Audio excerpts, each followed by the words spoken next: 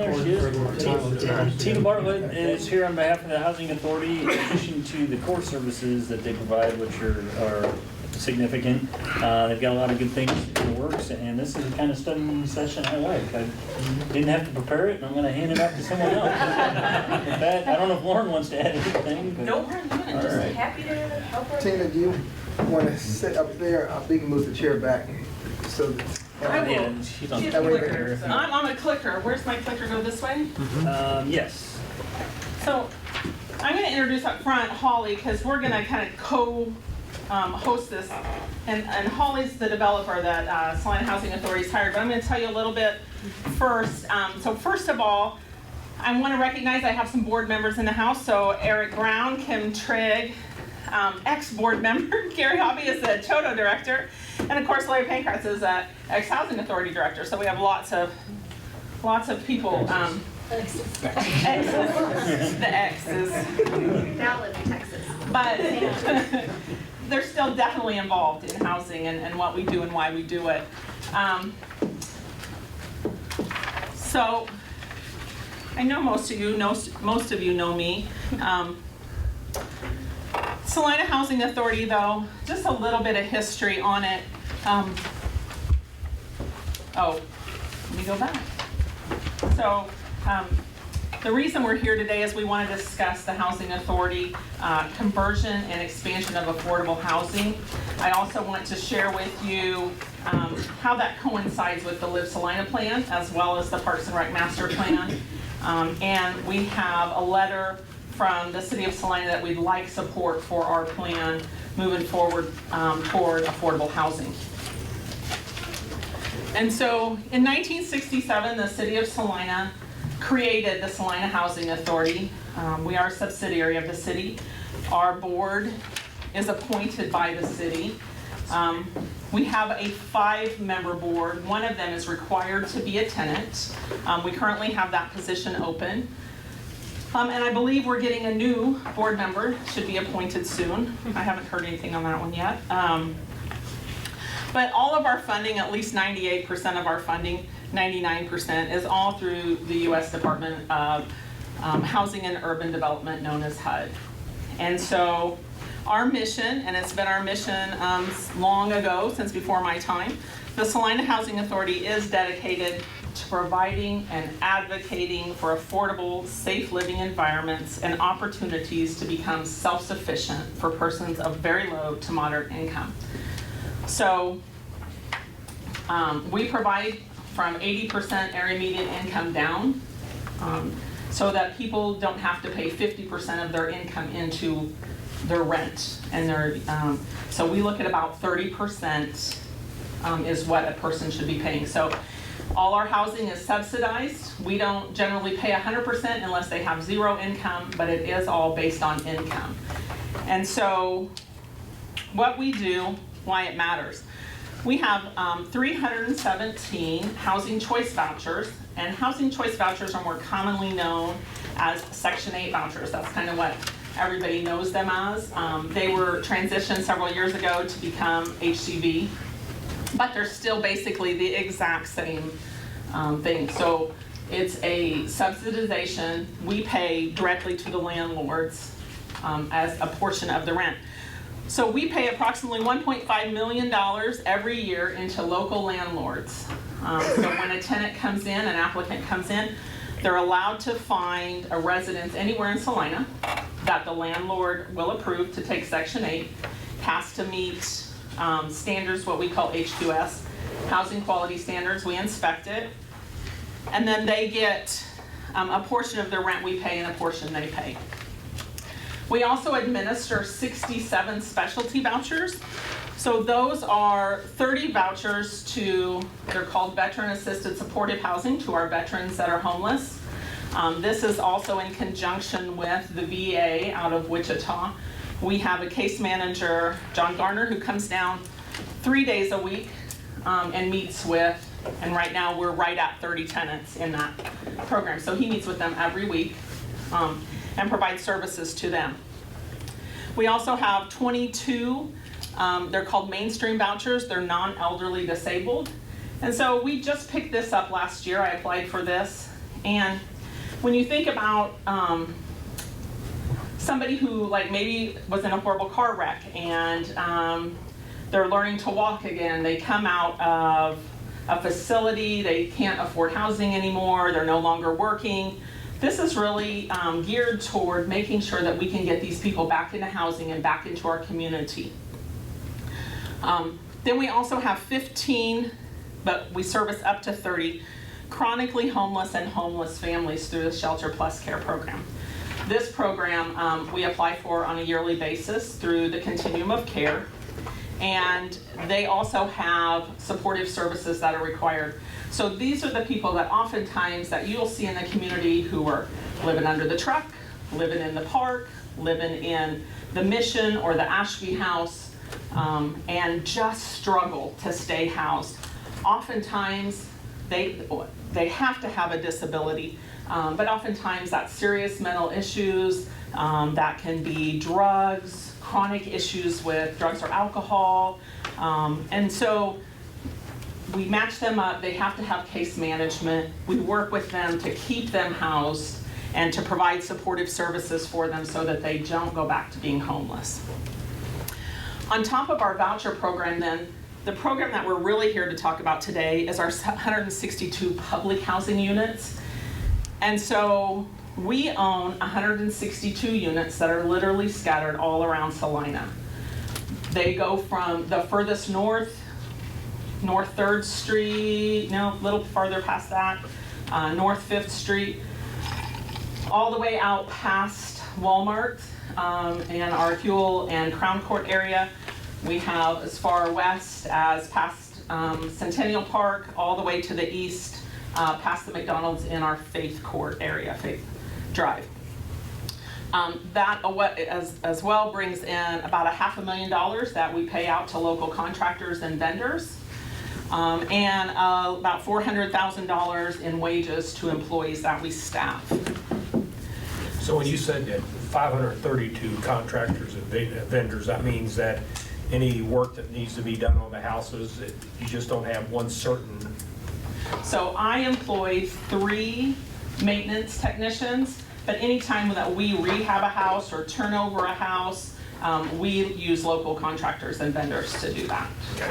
So I mean, it's just, you just don't have one set of vendor. I mean, one vendor that you use. No, we really try to kind of spread that out. So one week, and and I don't want to name drop too much, but we'll use one vendor, and then the next time we have one come up, we'll try to use a different vendor. And we have several that we know kind of the price bid and that they're pretty equal, so we spread it among them. Now we do have some specific. I have a guy who works for us that does turnovers, and we use him on almost all the turnovers. He's been in the community for 50 years and retired. But on top of providing affordable housing to the community, we also administer a security deposit assistance program. This is through the state of Kansas. It's called tenant-based rental assistance.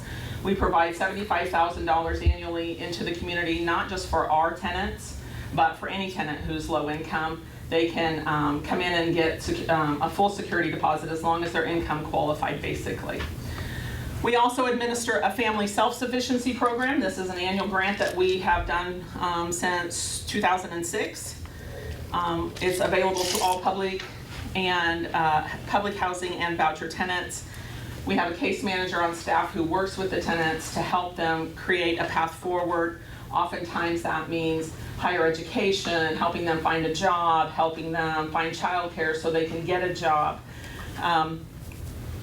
We've applied for the last probably 5 years. We get scholarships through Greater Salina Community Foundation to scholarship these tenants as well to Salina Area Technical College, and it pays 100% of their tuition so that they can go on to CNAs and CMAs so that they can get a higher employment. One of the benefits of this is that it also escrows monies for tenants. Anytime they increase their income, that money is set aside for them, and as long as they graduate from the program, they get that back. In the past, I've given out up to $12,000 to a tenant who used it as a down payment on a house. He was raising his brothers and sisters when his parents passed away. So in total, we administer about $2.5 million in federal funding every year that goes directly into our community. So what does that mean? It means we provide homes to citizens of Salina. And these are just some of our homes. So when you think of what is public housing, we are very different from what public housing is in 99% of the rest of the United States, as Holly will tell you. And as I know, I'm president of Kansas NARO, and so I know a lot of the housing authorities around here. Most of them are high rises, and they have 60 units, and they put everybody in those 60 unit high rises. We have 162 houses.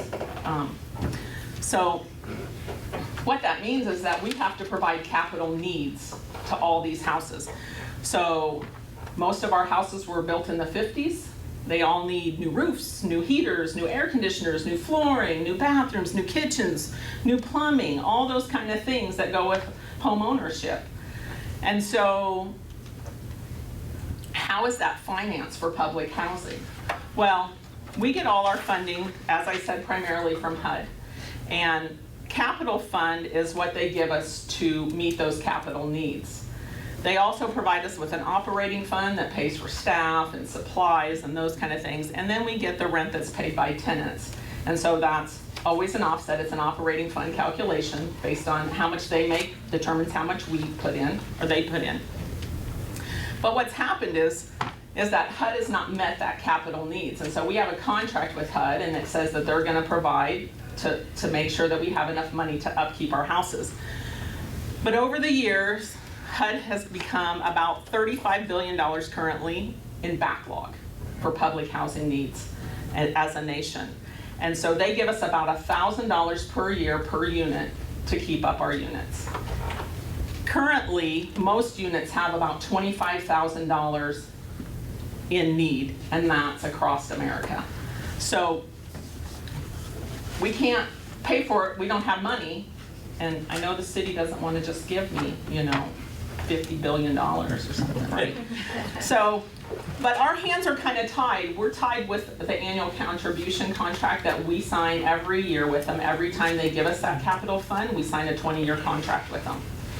And that says that we're not allowed, as a public housing authority, to borrow money for any of these repairs.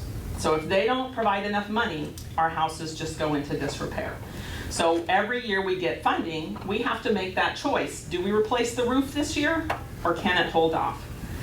Do we replace the concrete? Is the sewer been repaired or replaced enough for it to actually warrant being replaced now?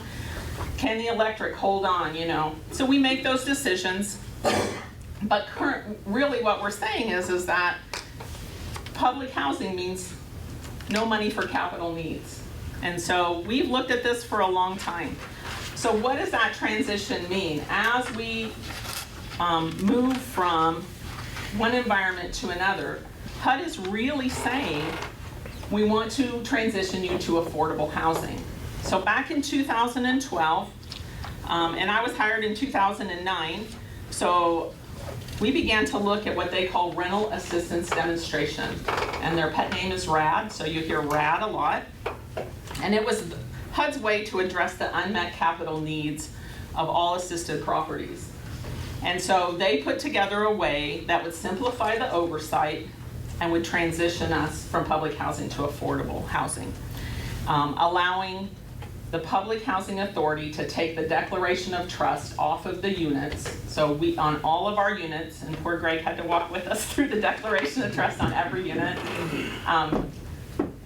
Every one of our units, it has a declaration of trust with HUD that says that they have rights to our property, which is the reason that we can't borrow money against them. So we own them 100% outright. We have no debt on them, but we can't leverage that.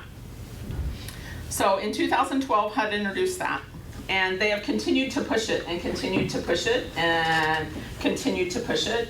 And back in 2018, early 2018, they said, all right, well, this is working for some big agencies. It's not really working for some small agencies. So we're going to expand Section 18 demolition disposition. Now, Section 18 demolition disposition has been around for a long time. And I had a house that burnt down, and it took me 6 years.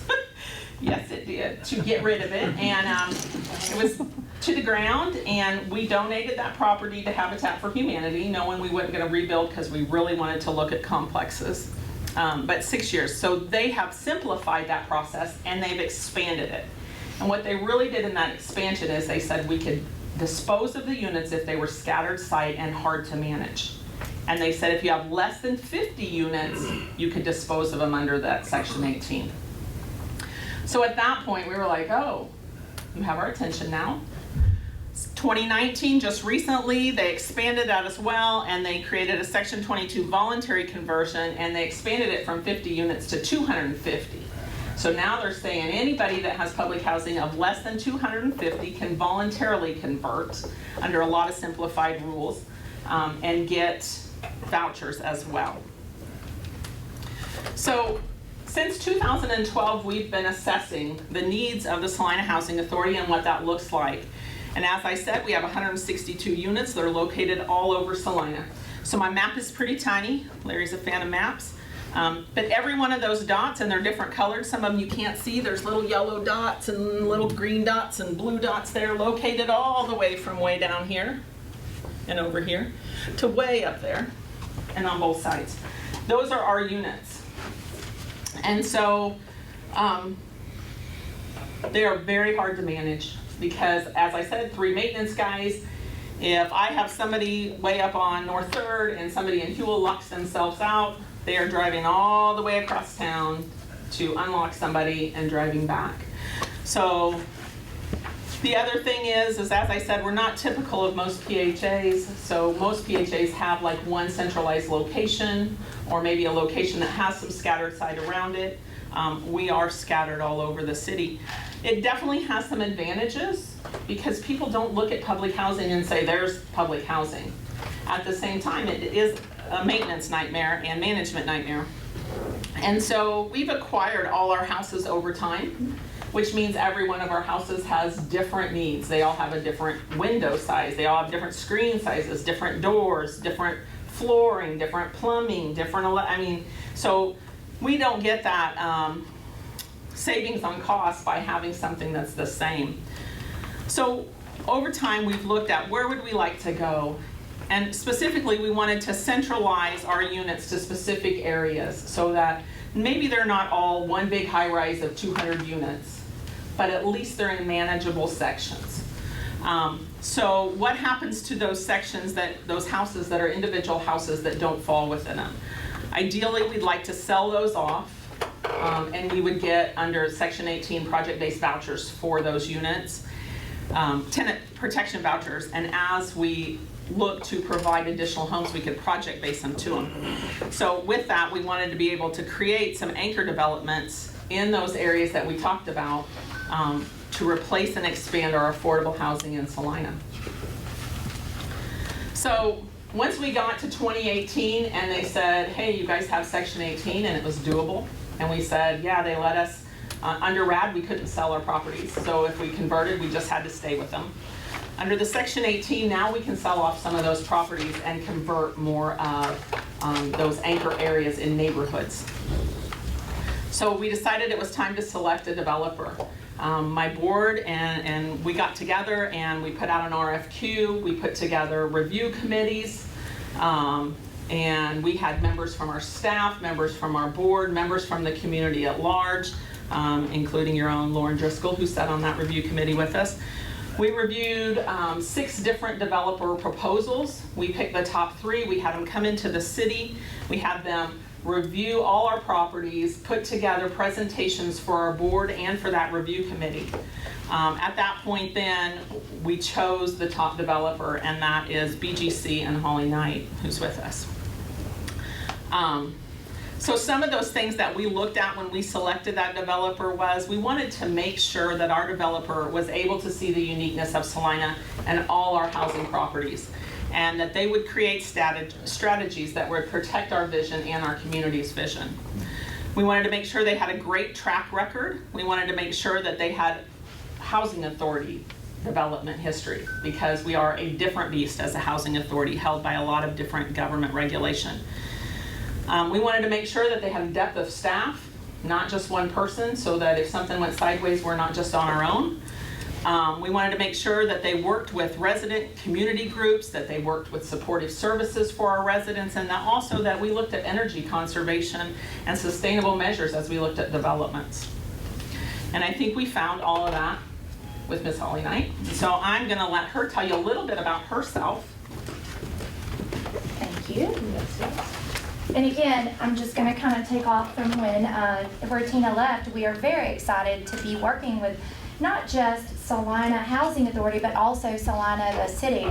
I've had the opportunity to, with Tina's help, look at all of your planning process. You are a very smart growth kind of community, and I really appreciate that.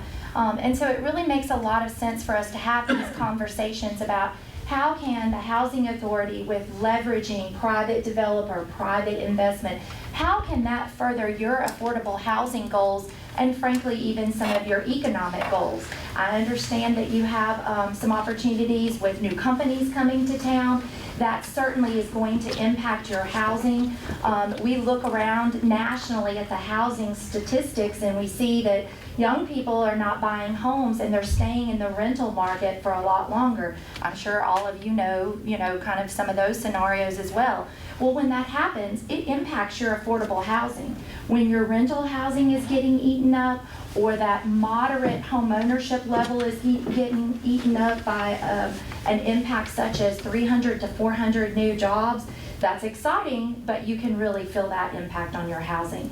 So I think, kudos to all of you for having these plans, not just the Salina Housing Authority, but the city as well, both your parks and recreation plans, as well as your Salina plan.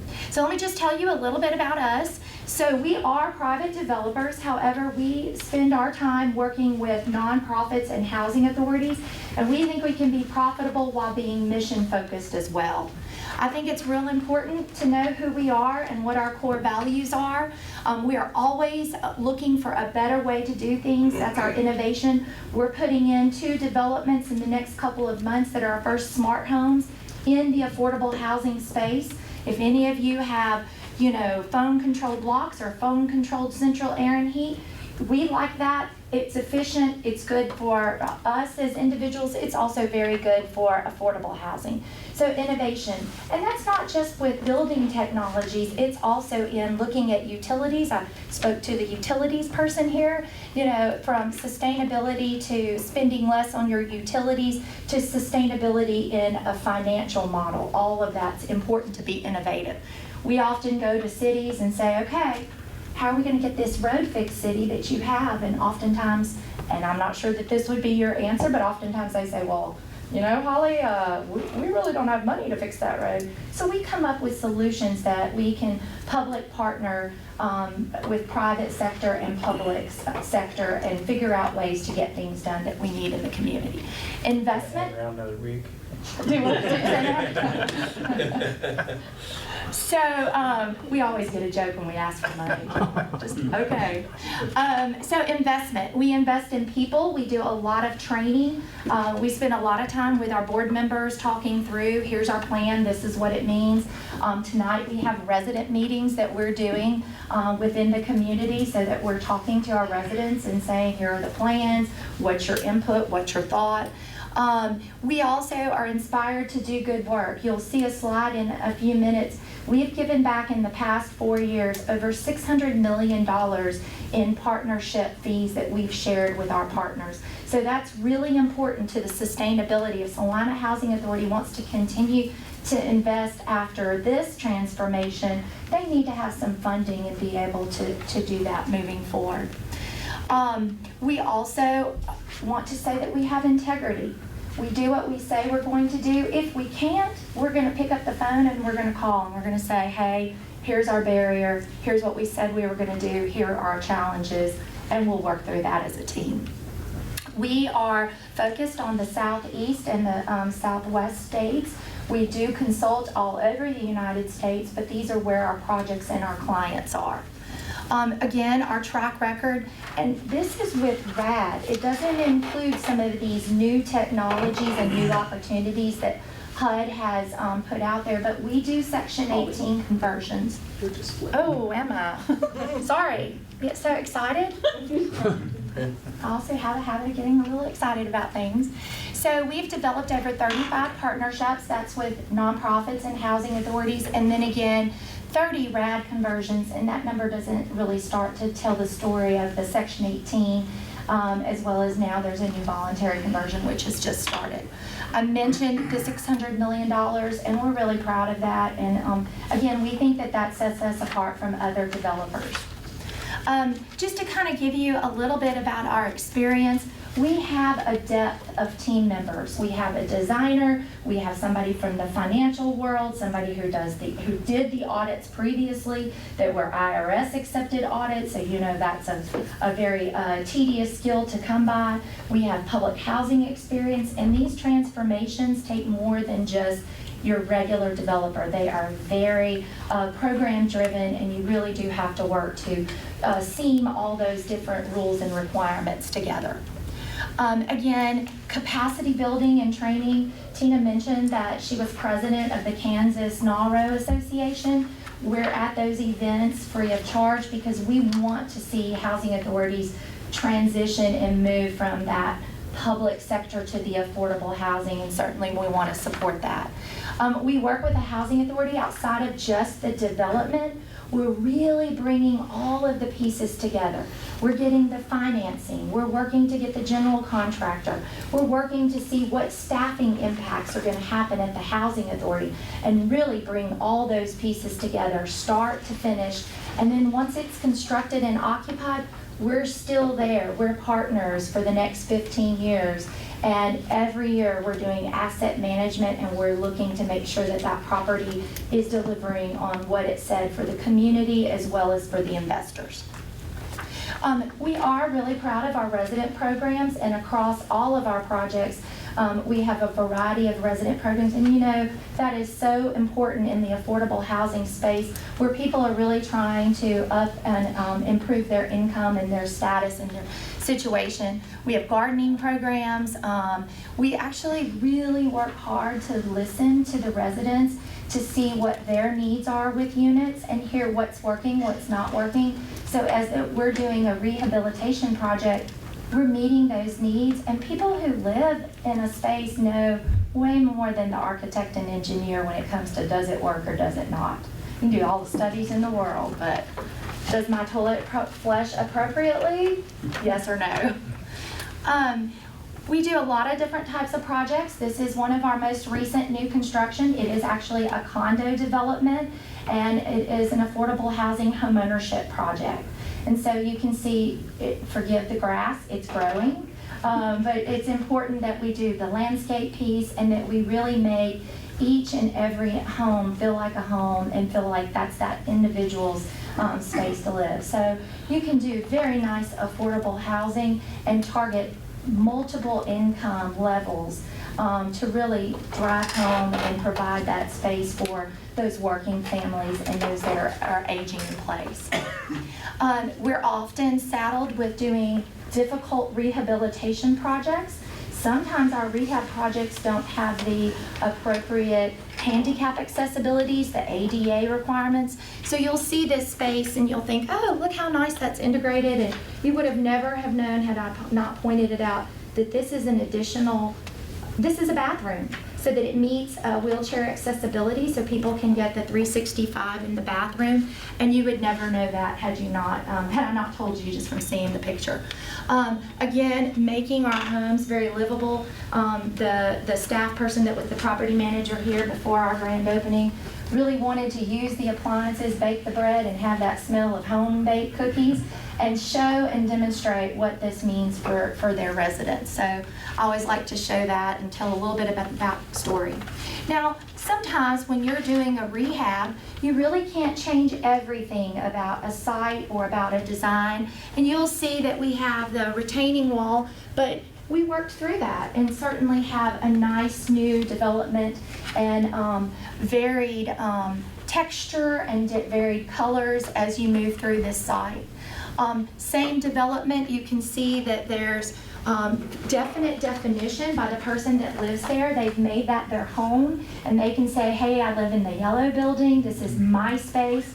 And there's very defined area for each of the residents. Now, in the housing world and in the planning world, I'm sure you've heard this defensible space. This is my space and my area. That's really important when we're designing or even rehabbing.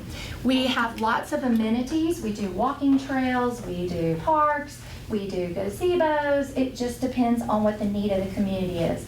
Working in a project right now where the residents say, well, we're all working families, and you know what we really need is to be able to run to a business center and print out things like quickly. So we said, okay, let's give you a business center. You know how if you go to the Hampton Inn, right, you can print whatever you need when you're traveling? Same concept. So we're developing business center. It just depends on what the needs are. Another issue might be laundromats. So we thought, okay, we're putting washers and dryers in our units or washer and dryer connections, but the residents said, but you know what, sometimes when we come at first to our developments, we may not have a washer and dryer. Can we keep the laundromat, or can we have it so that these are bigger and we can run and do comforters or whatever? So we're trying to listen to what the needs are of those residents and meet their needs. Now, sometimes we are in a position where this is an office, and this particular housing authority didn't even know they needed a new office. And so I had the conversation with what are the things you need, what might you need, and you might say, oh, well, why would they say they need a new office? Well, it wasn't handicap accessible. The board members were meeting in the maintenance shed. It was just a really difficult situation, and so I went to use the restroom and came back and I said, I saw a jam box in that public bathroom and it had all these wires coming out of it. What was that? They said, oh, that's our telephone in our communications closet in the bathroom. So, you know, sometimes we have to help our clients realize that they need some new space to be able to better serve their customers and their communities. Y'all, I don't make these stories up. I'm just telling you what I run across. Very true. Sometimes we see older housing, right? You have older housing here in Salina. What's the oldest house you have? 1902. That's a lot older, isn't it? So this was a project that was World War II housing. After World War II, you see a lot of housing that was built, both military housing and public housing across the United States, some of the same kind of barracks design. And so it was really important for us to not just improve the inside, but also improve the outside. You can see where we've put in fresh landscape in this one, and certainly made that circa World War II development much more modern. Central air and heat, washer and dryer in the units, all of the things that you and I want in our homes. Just to kind of give you some before and after, again, before and after, you can see very flat. We're really trying to make these units, even if they're rehab, be aesthetically as pleasing. So, making the transition from public housing to affordable. You hear us say asset management. You've heard Tina say we have $1,000 per unit in capital fund and average of $25,000 in need. We've got to do some things different.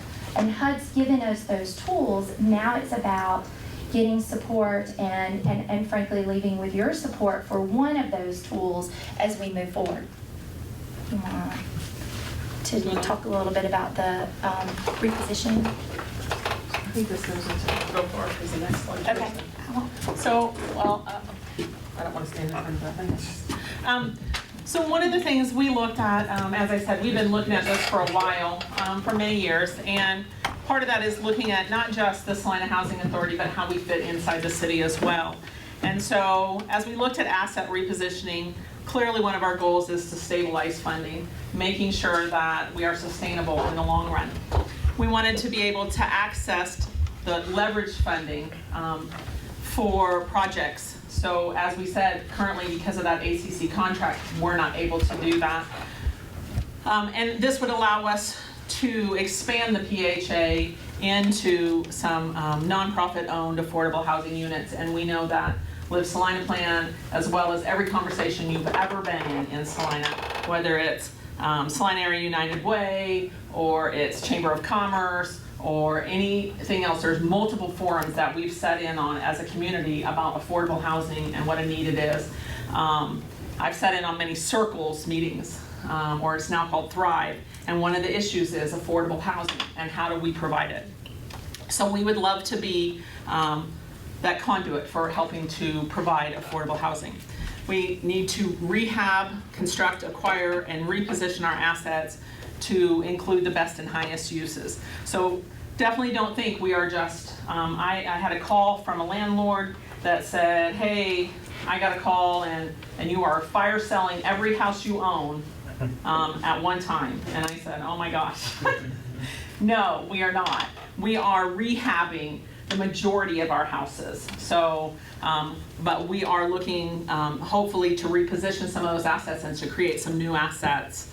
And so by doing that, our plan is definitely to create that long-term income stream so that we can continue the mission and the vision of not just the housing authority, but the community as a whole. I mean, so I do think that that's really important to know, because you're going to get calls from the community, you're going to get questions asked. Again, there is a very select amount that will be disposed of. The majority of the units will remain, and we'll be adding units to the Housing Authority's inventory. Again, asset repositioning, that may be something that's not in your vocabulary, but it is HUD's verbiage and what they are saying. Hey, Public Housing Authority, we are giving you these tools to transition from public housing into the affordable, and we're supporting that. We understand that money is not going to come from the from the public anymore. You've got to work through these private and public partnerships. So again, Section 18 has been there.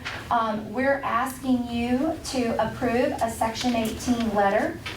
Just to put in our application to get started, we have to have your letter and your support for disposing of those. And again, not a fire sale as we mentioned, and we really have gone through and seen what's going to come out of the inventory, what makes sense management-wise, and then also even some of the assets that are really just too old to rehab.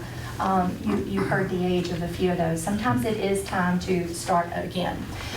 RAD, Section 18 blend, and voluntary conversion. Again, we want you to understand that those are the tools that we'll be using to really help the Housing Authority transition from public housing to affordable while still serving those that need service and need affordable housing. So I think we've kind of said this before, and we're going to say it again, is we've looked at, and we hope we're not far off the mark, the goals of the community. I've lived in this community for over 20 years. I've been in the Housing Authority for 10 years next month. And I've sat on a lot of boards, and we continue to hear affordable housing. So one of the goals that we really believe that the city has is to expand affordable housing, to target that workforce housing and aging. One of the ways that we're really thinking about doing that is that by the sale of some of our houses, we're going to make sure to target those toward people who have that low to moderate low income. We've had discussions with the CHOTO as well. We've had many conversations with Gary. I used to sit on his board. He used to sit on mine. We no longer do that, just so that going forward, I can work with him and the CHOTO, and can we place some of those units with the CHOTO? Can they rehab them and sell them? And make sure that we're meeting the needs of the affordable housing. We want to make sure that we preserve our current housing by rehabilitating it so that we stabilize that funding. Nobody wants to live in a house that has dilapidated or deteriorated or older. So we want to make sure that just because you're in an affordable or you're low income doesn't mean that you're less than. We want to make sure that the financial and the physical sustainability is there. When we look, I just had a physical needs inspection done on all my units. We look at that 20 years in advance. So we take into consideration every component of that house and determine how are we going to meet that need for the next 20 years. When does it need a new roof? When does it need new HVAC? What do we need funding up front so that we can meet those needs? We need to be able to leverage those private sector funds in our community and bring that kind of financing into, and we have so much going on in our city that this just improves that stock that we have, makes those neighborhoods better, makes them more attractive. Target the anchor developments in neighborhoods, and that's one of those things that I think you'll see in the Live Salina plan as well, is that really we want those anchor developments for us so that we say, hey, we can manage this area, not the entire city, but a very nice area, chunk of area, and that we can have maintenance there, that we can have our office staff there. And then that also helps to address our waitlist demand.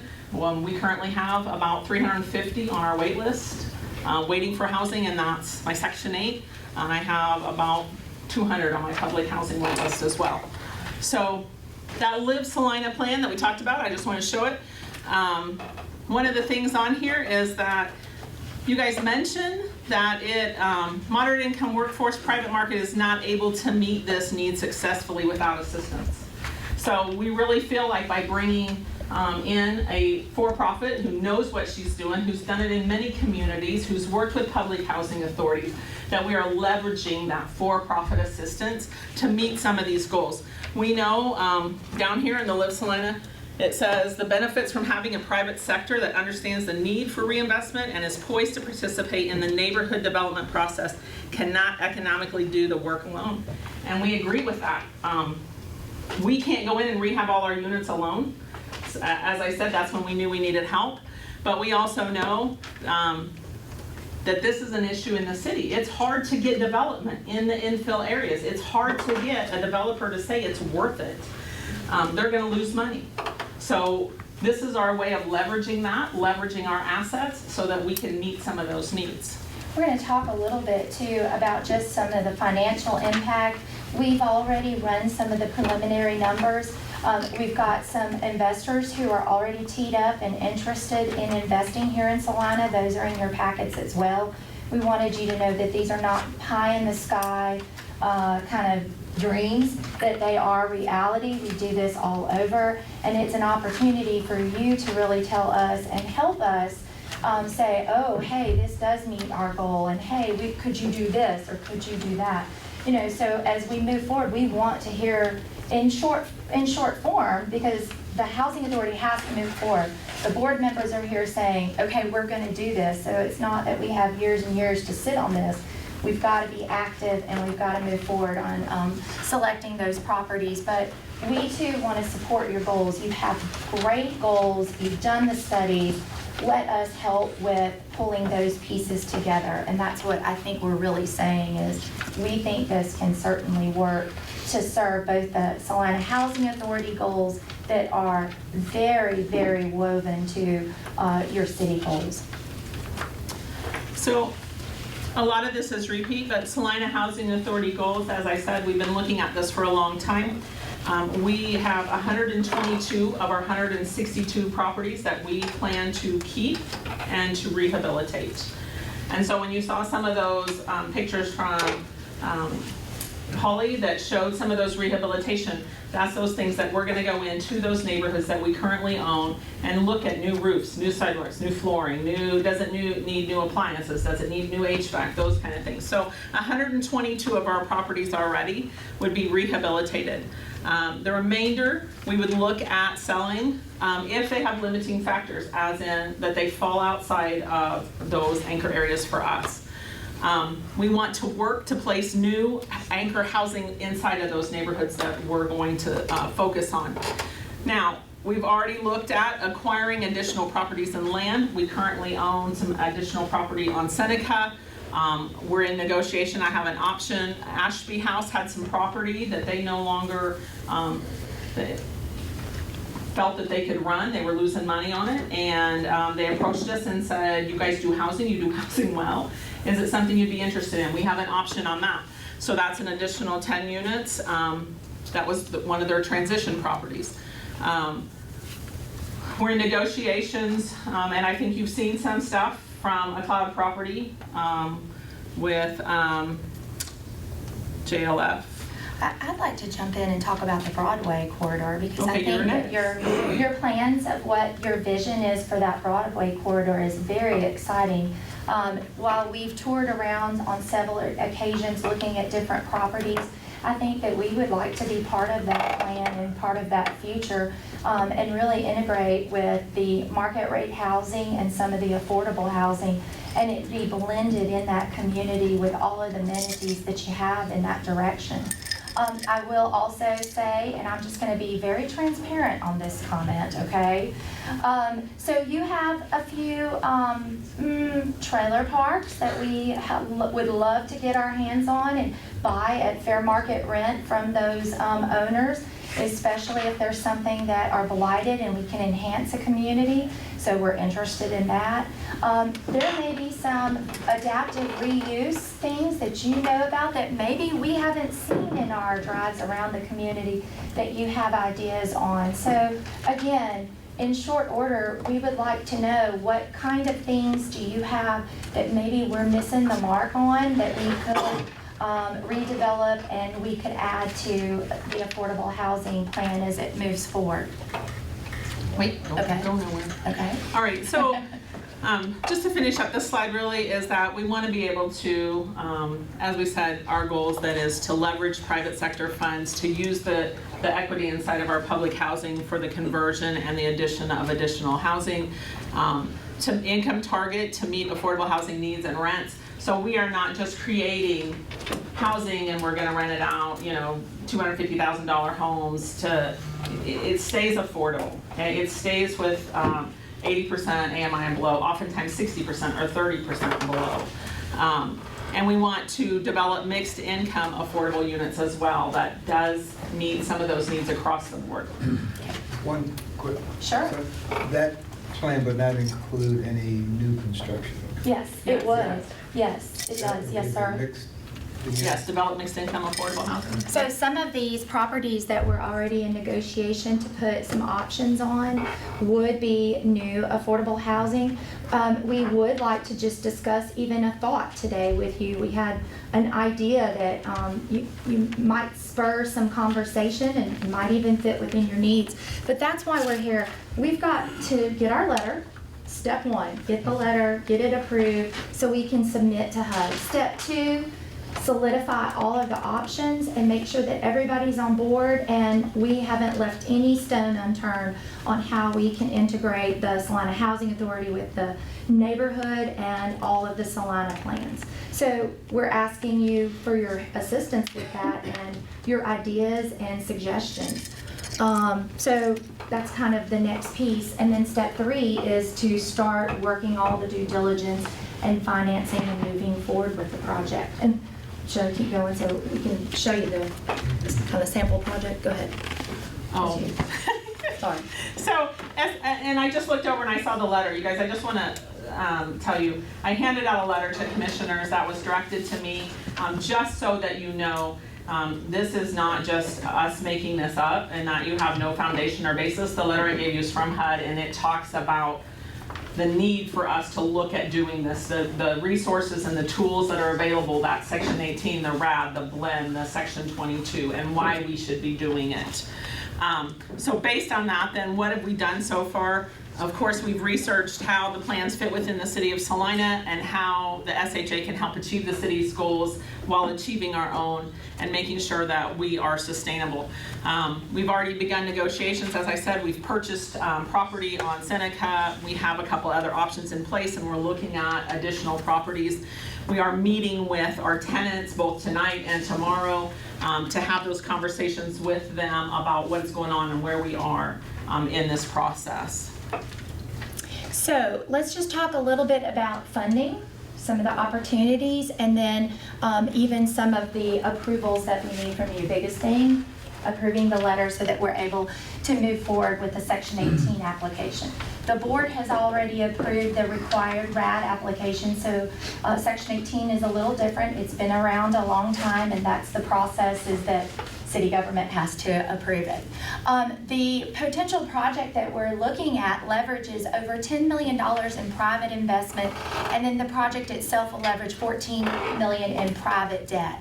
We are looking at both new units and rehabbing existing. Just want to make sure that that's clear.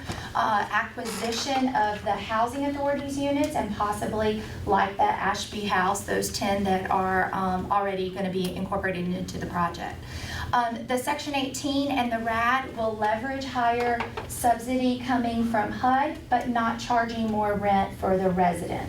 So that is, again, protecting those resident pieces while leveraging as much as we can so that we can take out a loan and as well as get the private equity from the private sector. We're going to convert from the old public housing model to the affordable housing model, and that is a little bit different. And we're going to work to stabilize those neighborhoods. Just to kind of give you an idea with the 241 units that we're looking at, there's also a larger sources and uses in your packet, so if you want to dive into this, we're looking at $33 million in total sources. About $2 million coming from the housing authority and the remainder coming from other sources. So that's a lot of money that's being leveraged by minimal input from the housing authority. One of the important things, remember I mentioned the economic development opportunity, certainly working with the general contractor and the construction jobs. National Home Builders Association has a formula which we follow just so you can see during construction. You're looking at about 550 jobs from a $33 million project. So that's no small potatoes. So I think that that's also important to note. And then those continued jobs post-construction, it's really important to understand the sustainability of the affordable housing and all of those that will continue post the construction opportunities. So just to think about this transition, just where are we going? We've told you where the housing authority is and the problems that are faced, that the government and both Salina Housing Authority face, but what will Salina look like? So this is your Centennial Park, and we understand that, I'm gonna let Tina talk a little bit because you've had this Salina plan with Centennial Park. So this is just an idea, we're just throwing it out. This is one that we knew was something that has been discussed, so we'd just like to throw out our ideas and see if you had more ideas or if this might be the right direction that we're heading. Yeah, so as she said, kind of when we look forward and we're looking at properties, one of the things that we know is infill is very hard in Salina. It's hard to find a piece of land that you can do much with. There's one house here and one house here and one house here. And so if you've been around long, you've known that I've been before the City Commission before and my predecessors, and we've looked at Centennial Park. And then Centennial Park continues to come back up. And so in the Live Salina plan that we just completed, once again, it's one of those prospective sites that was destroyed by not just tornado, but foreclosures and dilapidation, that all these houses were taken off of, and that has kind of just set. And now they're saying this is a great area to put housing back on. And so, as I said, this is pre-1960. There were 40 houses on that site to start with. And back in the mid-60s, the city decided to put the park, and they sectioned off that top half and made the park. And then over the next several years, so 1965, phase one, 1967, the Salina Housing Authority was created in there, right? And when we were created, we picked up a lot of houses in this area. And then in 1969, as I said, there was a lot of foreclosures, there's a tornado that went through, there's a lot of dilapidation, and the rest of these houses came off of that property. Now, it wasn't parkland at that time, and it still was never intended to be parkland, but I think it just kind of sat maybe because we didn't know what to do with it. But it was housing in that area, and it started out, as I said, with 40 houses in that area. Next step, 2018 Park and Rec Master Plan. So there is a park on that end of that property. It's rated in fair, has some issues that we'd like to address. May not get addressed anytime soon. I know that there is a lack of funding and a lack of priority necessarily to address this again. But walking trails or parks, ways to connect it to the neighborhood, some other, it has the Friendship Center on it as well. And so we have an idea. So this might be a perfect location for some additional housing. You continue to say we need affordable housing, we need some integrated housing in with the park features. Just imagine 2.5 acres from the park with about 36 units of workforce housing, an on-site business office with management right there on-site, educational classes, an integrated design that incorporates maybe a walking trail between the development and the current park location, a tot lot that would be integrated between the two properties, and something that would really enhance that and be an anchor for that neighborhood. So we have just a couple of little renderings. Again, just want to get your feel and flavor. So it's really important to know about the housing authority and who their residents are in this neighborhood now. So I think one of the things that we've always heard is that there's pushback. The NIMBY, not in my neighborhood, we don't want that. But I want to show just this map. It's a blow up of the map you've seen before. We own 90 homes in this neighborhood. It's 90 of the homes that we are going to maintain and rehabilitate. So we're not abandoning this neighborhood by any means. We would love to have a centrally located shop, maintenance, staffing, and be able to do it in this neighborhood. As I said, we've got property that we purchased right in here as well that we'll look to develop. We have some more property just to the south of there that we're looking at having an option on. And I'd love to be able to say, yeah, we have this anchored site in our neighborhood. I don't know where I was going after that. Well, I just think that the fact that they're already established in this neighborhood and looking to really put an anchor and more services and utilize maybe a park that is in fair condition, maybe use the best and highest use of the real estate and do some more integration with services that can be readily made available for the entire neighborhood. Just to kind of give you an idea and walk you through, we just wanted to lay something out, something with this townhome fashion, and you can see this is a tot lot and an on-site location, and then you can see that the rest of the services still remain there. So you can imagine a coordination and a utilization, maybe even a little bit higher than what it is now, and to move that needle from fair to great. I think that's a huge opportunity. I'm going to talk about like the inside.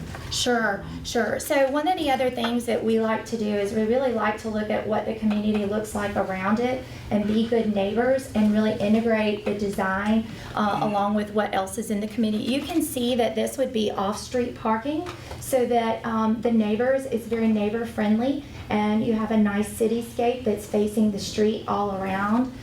So that, everybody is very pleased and it's very pleasant. And you can imagine having a walking trail that encompasses this entire area that's well landscaped, well lit. I think that could be something that's really exciting for the 90 families that the Housing Authority serves, these families, and the others that are in the neighborhood. I would add real quick too is just remember that this is a rendering, and we put sample, we put draft for a reason, because as I showed in the previous slide, there was 40 units on there originally, and so that shows 36. We were trying to replace some of that housing that's on there, but it's not set in stone. I mean, we can go up, we can go down, but we were trying to see what is a good fit in there, and we definitely still want to make it look like the neighborhood. We're still going to have, those conversations, but we're just trying to show you what are some possibilities. And really solicit your feedback. Are these good ideas? Are we headed in the right direction?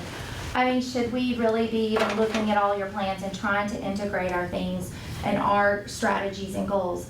We think yes, but we need to hear from you. Is this the right direction?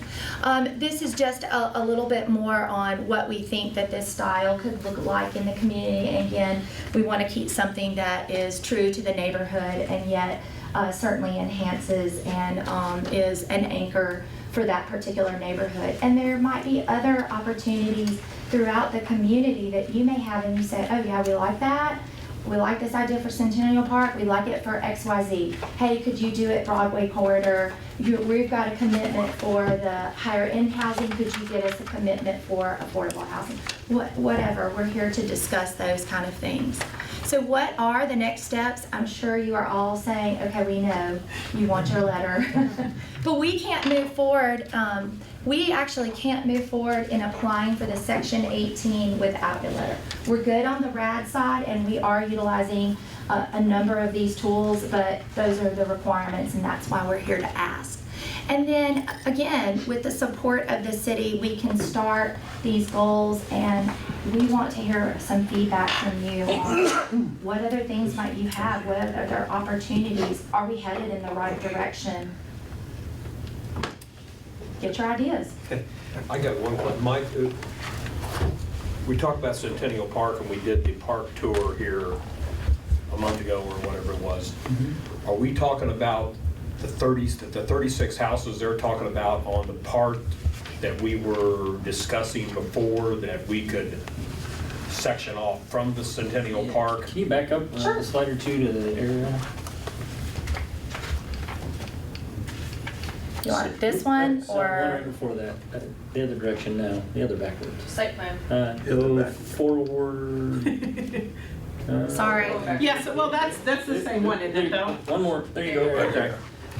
So when we took the tour, the Friendship Center, the aerial portion. Yeah, so of the this is developed part of Friendship. The park, and then what they're showing as kind of the rendering is that vacant ground beyond the Friendship Center and the spray ground. So- Actually leaving Centennial Park the way it is. Oh, yeah. Just going Right. from, Yep, going south of the, Right. right.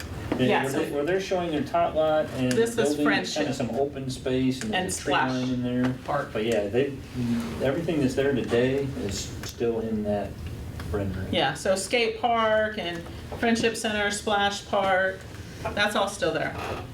That's just the land beyond it that used to have houses. You know, when we were out there, we were purely speculating, but I think there was some conversation about you could maintain an open space buffer a little bit further south. Right. And then pick up the development. And so Might if be you a go little back to tighter. that, flip back to that,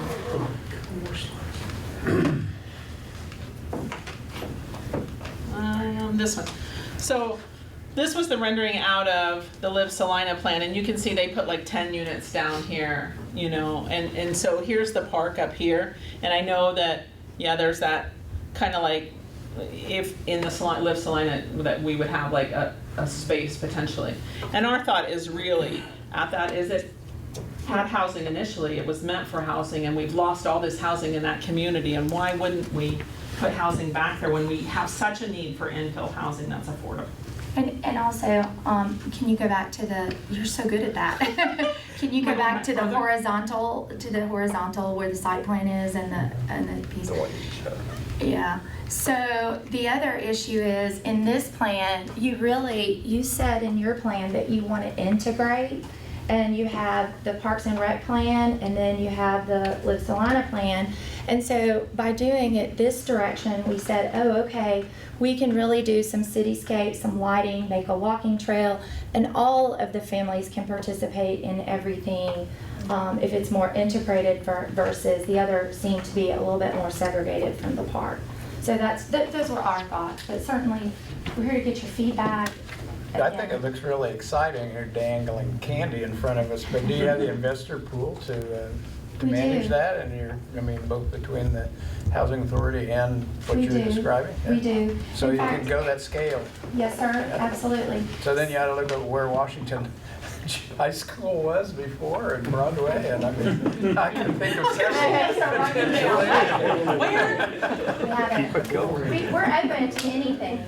We know about the Broadway plan because there's a lot of literature and we've had lots of discussions, but anything that you think along those lines, but the issue is the board members are here, they want us to be able to move forward, they want us to pull our package together and move forward. So we will need in the next 90 days to know exactly what are we acquiring, what's going to be in the project, and at least move forward with our plan. So we're here asking, is this the right direction? Do you like this? Do you have any other ideas? dangle the candy, it's not just a dangle of candy, sir. We can unwrap it and deliver it. So is that 2.5 acres? Is that It's approximately. from what you got there? Yeah, It's it's a approximately what was on the previous, yeah. Okay. So when you So look at that's the what platting and you stuff guys from would like years to acquire past. from the city, is that 2.5 acres? That would be a great start. Do you have anything else? So, What kind of candy do you like, sir? so if I could confirm one thing Sure. and clarify another, I guess. So the Housing Authority has 162 units, plan to sell off 40 of those, and take your inventory down to 122, use those proceeds to renovate the 122, and then by way of sale proceeds and private investment, to ultimately get your unit count to 241. Correct. And what does that, if you can go back to, I think, your third slide, way in the beginning? Third in the beginning? Yeah. From a clientele standpoint, what does that look like in terms of what you're able to offer in that new model compared to what you offer today? So here's your area median income. Does anybody know what your area median income is here? Isn't it in 34, 35,000? Isn't that about right? So if you look at, oh, I guess I should have asked permission to use the board. So if you look at your, It had the breakout of the This one? 300, yeah, that one. okay, so let me just say, this is where your home funds are, right? You target 50% AMI, isn't that correct? Yes. This is traditionally where public housing targets. Public housing can actually, with the Section 8, go up to, with the Section 8 voucher, go up to 80%. They're locked in at new emissions here in the 30. So our goal with the 241 is that we would have a combination of this mixture of income so that we're not just all at the public housing rate. And this is really the direction that HUD is taking of pushing housing authorities. They're saying be affordable housing, bring different income levels. This is a model that seems to be working, and with all of the new technology that you have coming in, you're gonna need all different ranges. Those jobs that your new industry will create will also have service industry jobs that go along with them. So kind of thinking through what is 30% of 35,000, what's 60%, you know, those are the kind of income ranges that we'll be targeting.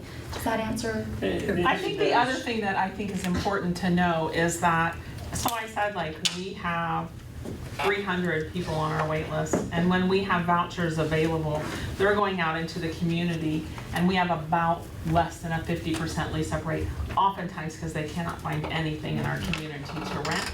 Sometimes it's because there's not that higher level where people are renting lower. I mean, so but this gives them options. And so when we have these kind of things, yeah, it makes a huge difference, because we have people who have vouchers and are waiting to lease up, and they can't find anything that they can lease up. Well, that makes sense. I guess my concern is whether you have people in the 30 and 40% range that aren't going to have an option because you altered the mix. The No, there's still- 162 that we're rehabbing, they're protected. Okay. They're protected in the RAD transition. They will not have to be rescreened. They're protected under the HUD rules. Okay. And then those that are selling will also be assisted, and you know, there'll be some opportunities. The residents under the Section 18 will actually be offered to purchase their own units that they're living in. So there's a whole bunch of steps that HUD requires that we do, just like we have to come and talk to the city. And that was my other clarification, just the letter of support is fairly limited. I mean, it's not this entire It's plan, it is just. Section 18 only, that is exactly correct. And really they said, so when I talked to HUD, and we've had multiple conversations with HUD, and because this is so new to them, the Section 18, the RAD, the blend, the Section 22, we said, do we have to come back to the city every time? They said, put it all in one.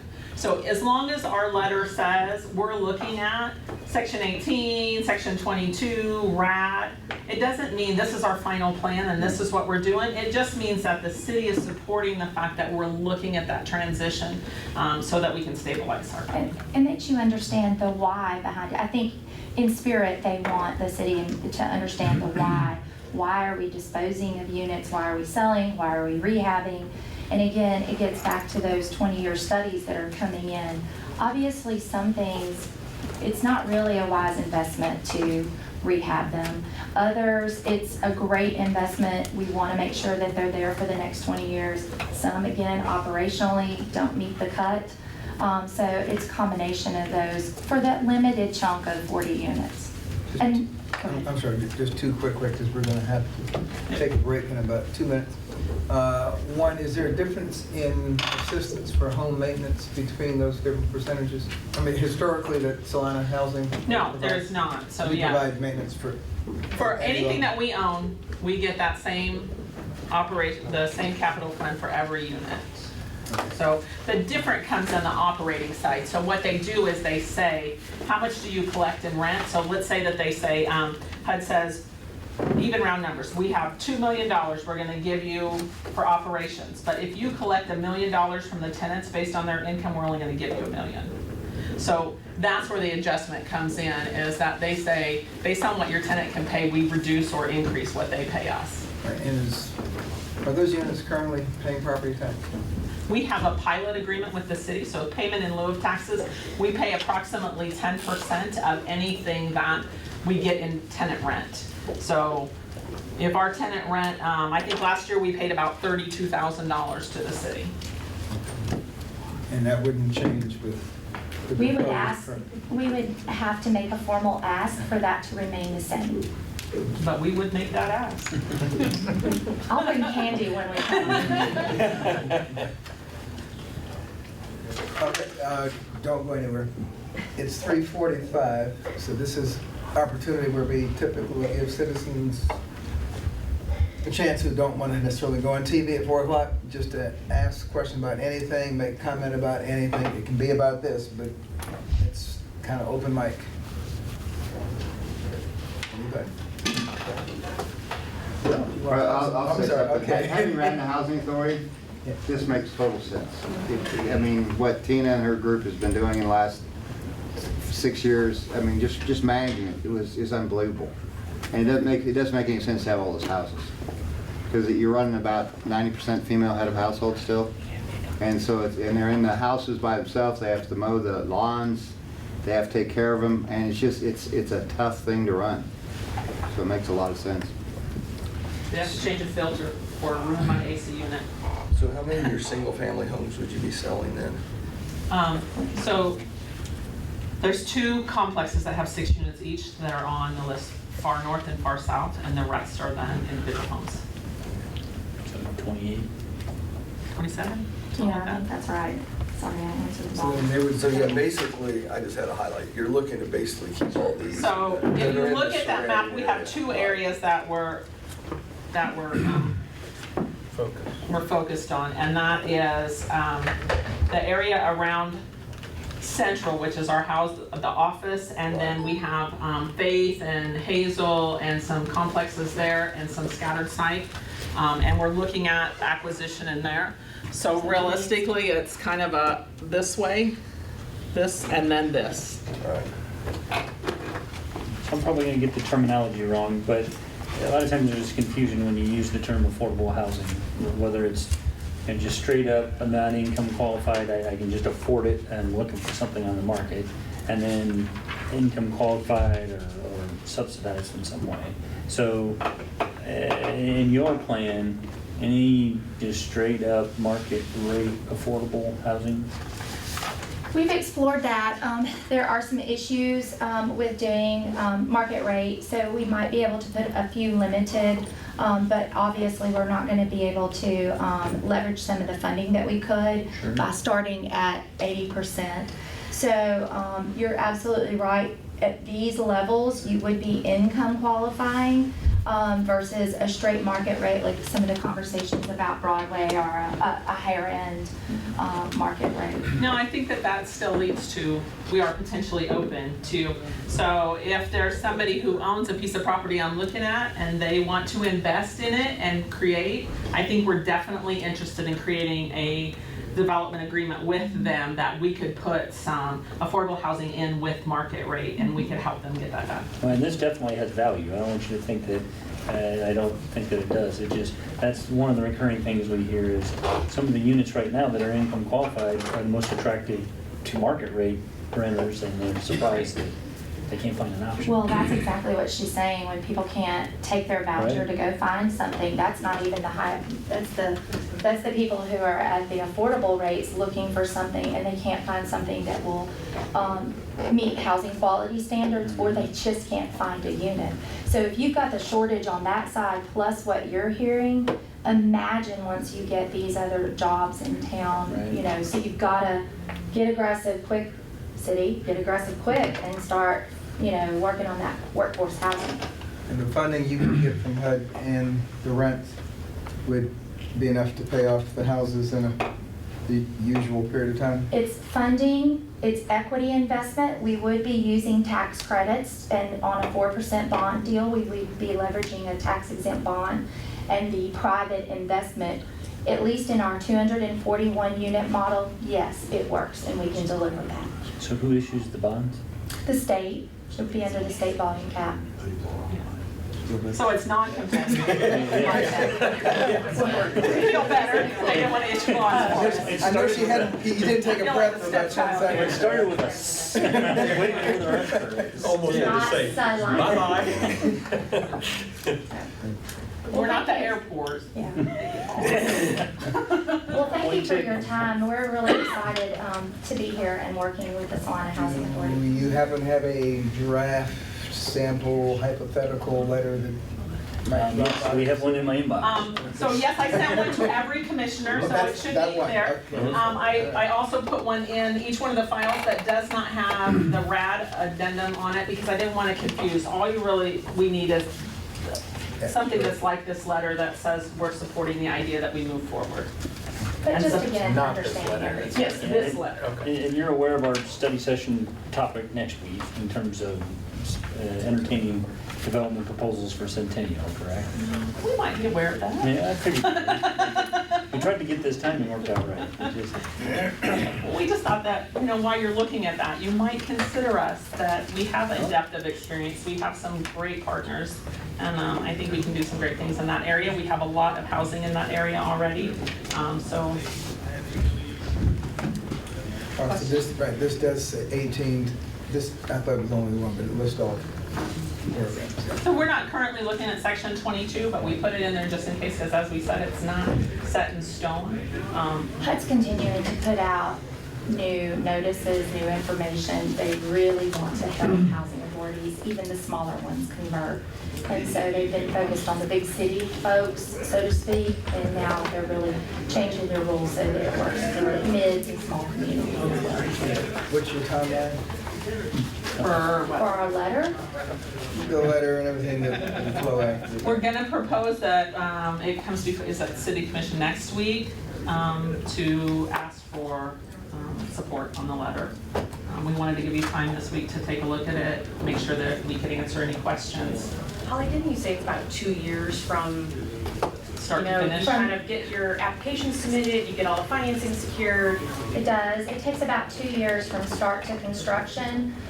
So while we might be here talking to you today, the sooner we can move forward in pulling everything together for, there's a lot of due diligence that happens with the investor, with the state, with HUD even, to release all of the properties from the Declaration of Trust, to negotiate with all of the potential landowners, and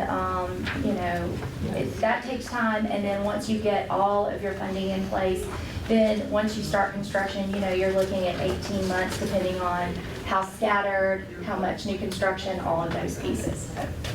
Would it be inappropriate to ask how your company makes money? Sure, it's not inappropriate at all. For lack of a better way to ask it. No, I think that this again makes us a little bit different than most developers. We actually make our money from developer fees, And so we're sharing with the Salina Housing Authority in those developer fees. And then we actually take no cash from the cash flow of the project. That's just part of our mission. We give the cash flow back to the Housing Authority so that they're able to also sustain their programs. So developer fees and a split between us and the Housing Authority, that's how we make our money. Sure, no problem. Thank you very much. Thank you. guys. I guess. Oh,